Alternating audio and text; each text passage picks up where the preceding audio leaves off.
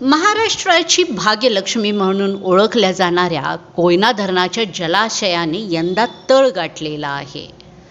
अर्धा जून महिना संपला तरी पावसाने दडी मारल्याने धरणाचे पात्र अनेक ठिकाणी पूर्णपणे कोरडे पडलेले आहे. त्यामुळे बामणोळी शिवसागर जलाशयाच्या पोटात अनेक वर्षापूर्वी गडप झालेली गावे, प्राचीन मंदिरं यांचे अवशेष आता उघडे झालेले आहेत. हे अवशेष पाहण्यासाठी अनेक पर्यटक आणि स्थानिक नागरिकांची पावले धरणी पात्राकडे वळत आहेत. अशाच काही वाहनधारकांकडून स्टंटबाजी केली जात असल्याचे व्हिडिओ सध्या सोशल मीडियावर व्हायरल होत आहेत.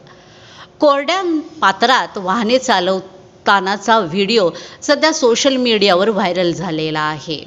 हा थरार हौशी पर्यटकांच्या चांगलाच अंगलट आला. धरणाचे पात्रावरून कोरडे दिसत असले तरी खाली असलेल्या दलदलीत अनेक महागड्या गाड्या रोटून बसल्या. या गाड्या बाहेर काढण्यासाठी आधी ट्रॅक्टर मागवण्यात आले, परंतु तो ट्रॅक्टरही गाळात फसला.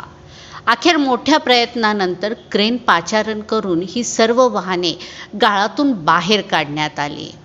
नेटकऱ्यांनी या घटनेचे व्हिडिओ शेअर करत अशा स्टंटबाजांवरती चिंता व्यक्त केलेली आहे. धरण पात्रात वरून पूर्णपणे सुकलेला दिसणारा गाळ हा जमिनीच्या आत मोठ्या प्रमाणात ओलावा व चिखल आहे. अशा परिस्थितीत अवजड वाहने चालवणे म्हणजे मोठ्या दुर्घटनेला आमंत्रण देण्यासारखे आहे.